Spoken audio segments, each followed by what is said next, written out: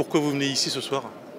Pour avoir des renseignements un peu par rapport à l'implantation de cette usine Knauf, qui apparemment serait susceptible de rejeter des gaz ou des éléments toxiques dans l'air. Nous sommes concernés par ce qui se passe et nous avons peur, donc voilà, c'est tout. Vous avez peur de quoi? De toutes les retombées de cette usine qui vont polluer. Pollution, c'est le mot qui a été le plus souvent prononcé hier soir à Illange. Au cours d'une réunion publique houleuse, 350 habitants ont posé des questions aux représentants de Knauf qui souhaitent implanter une usine de fabrication de laine de roche.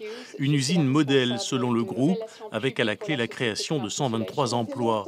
Pourquoi à Illange et pas au Luxembourg? Combien de polluants vont être rejetés dans l'atmosphère?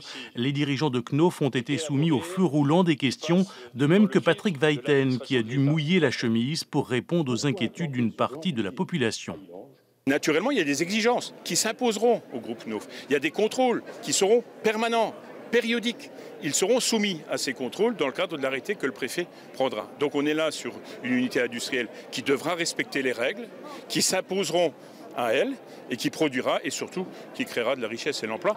Alors même que l'enquête d'utilité publique n'est pas encore terminée, Knauf a déjà commencé à mener des travaux préparatoires sur le site de 15 hectares de la mégazone. Pas illégal, mais dérangeant pour l'association Stop Knauf Illange opposée à ce projet. Association déçue par la tournure des événements. On ne peut pas se réconcilier à partir du moment où une décision est déjà prise et que l'on considère l'enquête publique comme étant une étape non obligatoire par laquelle il faut passer, parce que bon, c'est comme ça. Mais il n'y a pas véritablement d'enquête au sens propre du terme. Pantalonnade, mascarade, vous utilisez les termes que vous voudrez.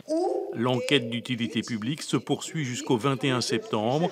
La réunion d'hier soir a surtout révélé une ligne de fracture entre ceux qui sont favorables au projet et ceux qui n'en veulent pas.